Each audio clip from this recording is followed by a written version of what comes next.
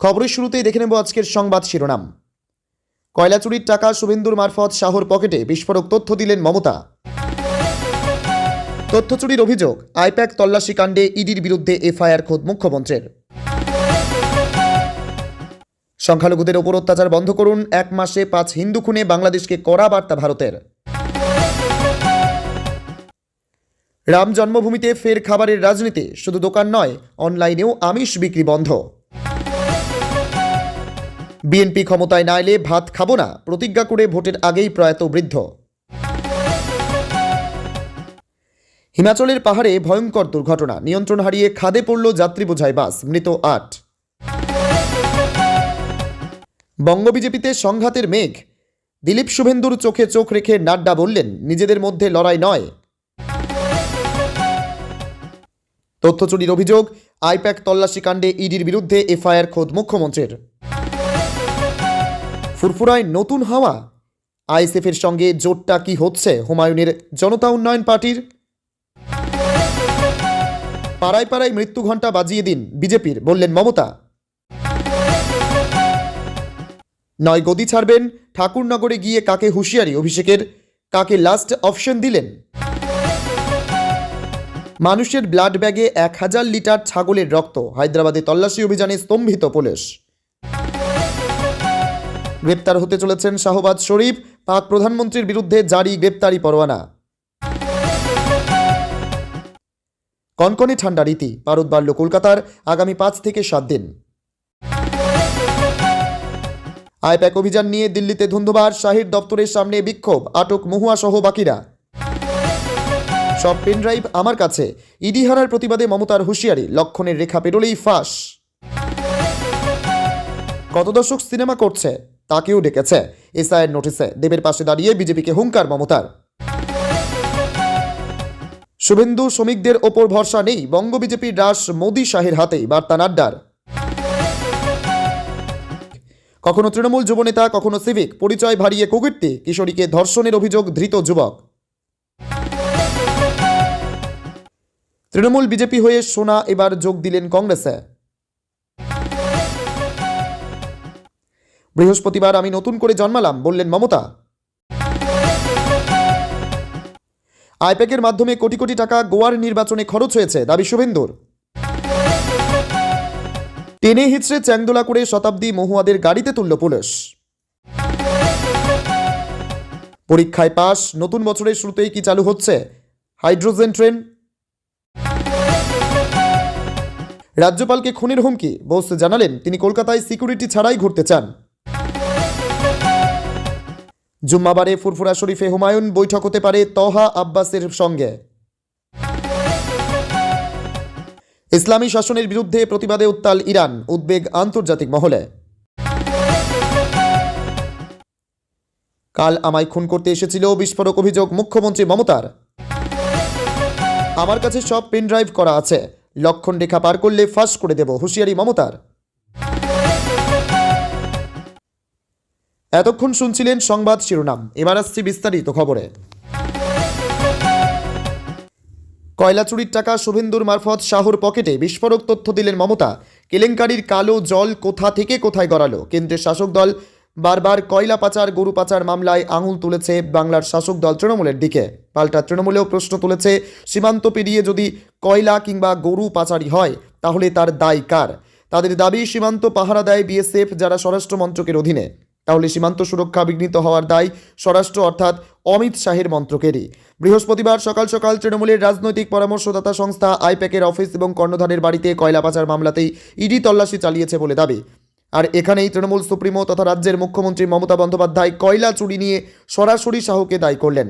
শুক্রবার হাজরা মোড়ের প্রতিবাদ সভা থেকে তার অভিযোগ, গদ্দার মারফত কয়লা চুরির টাকা যায় অমিত শাহর পকেটে। কিভাবে এই চক্র চলছে তাও বিস্তারিত বললেন তিনি। আইপ্যাক অফিসে ইডি হানার প্রতিবাদে শুক্রবার দুপুরে যাদবপুর 8B থেকে তৃণমূলের মিছিল শুরু হয়। নেতৃত্বে ছিলেন স্বয়ং মমতা বন্দ্যোপাধ্যায়, সঙ্গে দলীয় নেতা ছাড়াও ছিলেন টলিউডের এক ঝাঁক তারকা। বিকেল নাগাদ হাজরা মোড়ে সেই মিছিল শেষ হয়। সেখানে জনসভায় বক্তব্য রাখতে উঠে কয়লা পাচার মামলা ও অমিত শাহকে নিয়ে রীতিমতো বিস্ফোরক অভিযোগ তুললেন মমতা বন্দ্যোপাধ্যায়। তার কথায়, ইডি বলছে কয়লা পাচার মামলার তদন্ত করতে এসেছিল। আমার প্রশ্ন, কয়লা চুরির টাকা কে খায়, কি করে? আমার প্রশ্ন, কয়লা চুরির টাকা কে খায়, কি করে খায়? গদ্দারের মাধ্যমে টাকা যায়। এখন তো সেই অ্যাডপটেড সন হয়ে গিয়েছে। আরেকজন রয়েছে জগন্নাথ, বিজেপির জগন্নাথ টু শুভেন্দু অধিকারী, শুভেন্দু অধিকারী টু অমিত শাহ। এইভাবে কয়লা চুরির টাকা পকেটে ঢোকে। এরপর হুঁশিয়ারি সুরে মমতা বন্দ্যোপাধ্যায় বলেন, এই বিজেপিকে আমরা ভদ্রতা দেখাই, আমরা চাইলে অনেক কিছু করতে পারতাম। আপনাদের ভাগ্য ভালো যে আমি চেয়ারে আছি, তাই ওই পেনড্রাইভগুলো এখনও ফাঁস করিনি। আমি অনেক কিছু জানি, বলি না দেশের স্বার্থে, দেশকে ভালোবাসি বলে। আমি সব বলে দিলে, সব ফাঁস করে দিলে তোলপাড় পড়ে যাবে। আমি চাই না দেশে অস্থিরতা তৈরি হোক, তাই অনেক কিছু জানা সত্ত্বে বলি না। আমার কাছে সব পেনড্রাইভ করা আছে, লক্ষণ রেখা পার করলে ফাঁস করে দেব, হুঁশিয়ারি মমতার। গতকাল আইপ্যাকের কর্ণধারের বাড়ি ও অফিসে হুঁশিয়ারি দিলেন মমতা বন্দ্যোপাধ্যায়। কি ফাঁস করে দেওয়ার কথা বললেন তিনি? আমার কাছে সব পেনড্রাইভ করা আছে, আমি কিন্তু ভান্ডার ফাঁস করে দেব। মমতা বলেন, আমি আপনাদের বলি, আমরা যদি করতে পারতাম না, অনেক কিছু করতে পারতাম। বলছে কয়লার টাকা কে খায়? অমিত শাহ খায়, হোম মিনিস্টার। কি করে খায়? গাদ্দারের মাধ্যমে টাকা যায়। সাথে আছে এক জগন্নাথ, জগন্নাথ ধামের জগন্নাথ নয়, পুরীর জগন্নাথ নয়, বড় ডাকাত বিজেপির। জগন্নাথের মাধ্যমে টাকা যায় শুভেন্দু অধিকারীর কাছে আর অমিত শাহর কাছে। শুনুন, আপনাদের ভাগ্য ভালো আমি চেয়ারে আছি বলে ওই পেনড্রাইভগুলি বাইরে বের করে দেই না। বেশি রাগালে কিন্তু বলে দিচ্ছি, আমার কাছে সব পেনড্রাইভ করা আছে, আমি কিন্তু ভান্ডার ফাঁস করে দেব।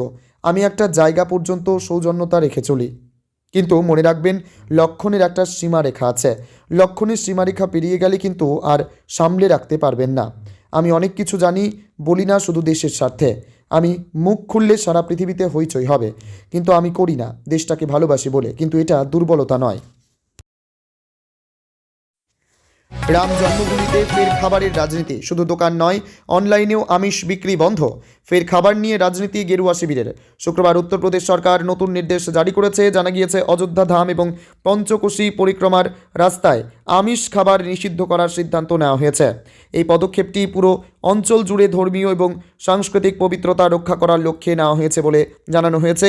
জানা গিয়েছে, আমিষ খাবারের ওপর নিষেধাজ্ঞা কেবল দোকান, হোটেল এবং রেস্তোরাঁয় খাবার বিক্রির মধ্যে সীমাবদ্ধ থাকবে না। জোম্যাটো, সুইগি এবং অন্যান্য অনলাইন ডেলিভারি অ্যাপ্লিকেশনগুলির ক্ষেত্রেও সমানভাবে প্রযোজ্য হবে এই নির্দেশ। এর পাশাপাশি গেস্ট হাউস এবং হোমস্টেগুলিতেও আমিষ খাবার নিষিদ্ধ থাকবে।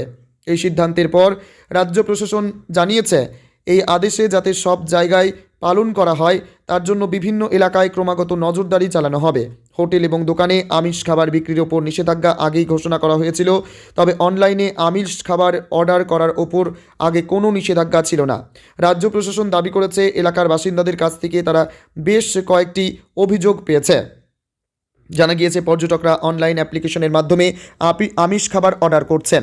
এতে স্থানীয় মানুষের ধর্মীয় অনুভূতি আঘাত লেগেছে বলে অভিযোগ করা হয়েছে। এই অভিযোগগুলি বিবেচনায় উত্তরপ্রদেশ সরকার এই নতুন নিয়ম চালু করার সিদ্ধান্ত নিয়েছে। রাজ্যের সহকারী খাদ্য কমিশন মানিক চন্দ্র জানান, সকলকে এই সিদ্ধান্ত জানিয়ে দেওয়া হয়েছে। তিনি আরও বলেন, এই নিয়ম না মানলে কড়া আইনি পদক্ষেপ নেওয়া হবে। মানুষের ব্লাড ব্যাগে 1000 লিটার ছাগলের রক্ত। হায়দ্রাবাদে তল্লাশি অভিযানে স্তম্ভিত পুলিশ। মানুষের ব্লাড ব্যাগে পশুর রক্ত। চাঞ্চল্যকর এই ঘটনায় শোরগোল পড়ে গিয়েছে তেলেঙ্গানার হায়দ্রাবাদে। এখানে কাচিগুডা এলাকায় এক এক্সপোর্ট ইম্পোর্ট ফার্মে তল্লাশি অভিযান চলাকালীন দেখা গেল, মুমূর্ষু রোগীদের জন্য বরাদ্দ ব্লাড ব্যাগে মজুত করা হয়েছে ছাগল ভেড়ার রক্ত। এ ঘটনায় নড়েচড়ে বসেছে প্রশাসন। গোটা ঘটনার তদন্ত শুরু হয়েছে। সংবাদ মাধ্যম সূত্রে খবর, গোপন খবরের ভিত্তিতে কেন্দ্রীয় ড্রাগ কন্ট্রোল বিভাগের আধিকারিকরা হায়দ্রাবাদ পুলিশ ও রাজ্য ড্রাগ কন্ট্রোল আধিকারিকদের সাহায্যে অভিযান ওই ফার্মে। সেখানেই দেখা যায়, মানুষের ব্যবহারের জন্য নির্মিত ব্লাড ব্যাগ ভরে রয়েছে পশুর রক্তে। উদ্ধার হওয়া রক্তের পরিমাণ প্রায় 1000 লিটার। পাশাপাশি সেখানে পাওয়া গিয়েছে রক্ত প্যাকেজ করার জন্য ব্যবহৃত অত্যাধুনিক যন্ত্রপাতি। তদন্তকারীরা সেখানে অভিযান চালিয়ে একটি autoclave machine, laminar air flow unit, 110টি ভর্তি রক্তের ব্যাগ এবং প্রায় 60টি খালি রক্তের ব্যাগ। তদন্তকারীদের অনুমান, এগুলি অবৈধ ক্লিনিক্যাল ট্রায়াল, পরীক্ষা নিরীক্ষা বা ল্যাব পরীক্ষার জন্য ব্যবহৃত হতো। সংশ্লিষ্ট ওই ফার্মের মালিক বর্তমানে পলাতক, তার খোঁজে তল্লাশি শুরু হয়েছে। জুম্মাবারে ফুরফুরা শরীফে হুমায়ুন বৈঠক হতে পারে তহা আব্বাসের সঙ্গে। ভোটমুখী বাংলায় বড় পরিবর্তনের আশঙ্কা। সংখ্যালঘু ভোট ব্যাংকে দাঁত ফোটাতে মরিয়া তৃণমূলের নিলম্বিত বিধায়ক হুমায়ুন কবির। নিজের দল খুলে নানান রাজনৈতিক অঙ্গীকার নিয়েছেন তিনি। একাংশকে স্বপ্ন দেখিয়েছেন বাবরি মসজিদ তৈরির, একাংশকে ব্রিগেডের মাঠে নামাজ পড়ার। হুমায়ুনের প্রতিটি পদক্ষেপ একটু একটু করে রাজ্যের শাসক শিবিরের সংখ্যালঘু ভোটে প্রভাব ফেলবে বলেই মনে করছেন একাংশ। এবার এই আবহেই ফুরফুরা শরীফে যাচ্ছেন জনতা উন্নয়ন পার্টির চেয়ারম্যান হুমায়ুন কবির। সূত্রের খবর, আগামীকাল শুক্রবার দক্ষিণবঙ্গের সংখ্যালঘুদের অন্যতম ধর্মীয় স্থানে যাচ্ছেন তিনি। বৈঠক করবেন পীরজাদা তহা সিদ্দিকের সঙ্গে। দেখা হওয়ার সম্ভাবনা রয়েছে আব্বাস সিদ্দিকের সঙ্গেও। এমনকি জুম্মাবারের দিন নামাজ পড়ে জনসংযোগ কর্মসূচি করার কথাও ভেবে রেখেছেন হুমায়ুন। তবে এই সফর নিয়ে এখনও পর্যন্ত না হুমায়ুন মুখ খুলেছেন তহা সিদ্দিকে। যে তহা সিদ্দিকি কিছুটা হলেও মমতা ঘেঁষা, যে তহা সিদ্দিকি হুমায়ুনের ধর্মীয় মেরুকরণ নিয়ে সুর চড়িয়েছিলেন, সেই তহা সিদ্দিকির সঙ্গেই বাড়ছে তৃণমূলের নিলম্বিত বিধায়কের বৈঠকের সম্ভাবনা, তাও আবার নির্বাচন যখন দোরগোড়ায়। অবশ্য শুধুই তহা নয়, সম্ভাবনার মেঘ ঘিরে রেখেছে আইএসএফের প্রতিষ্ঠাতা আব্বাস সিদ্দিকীকেও।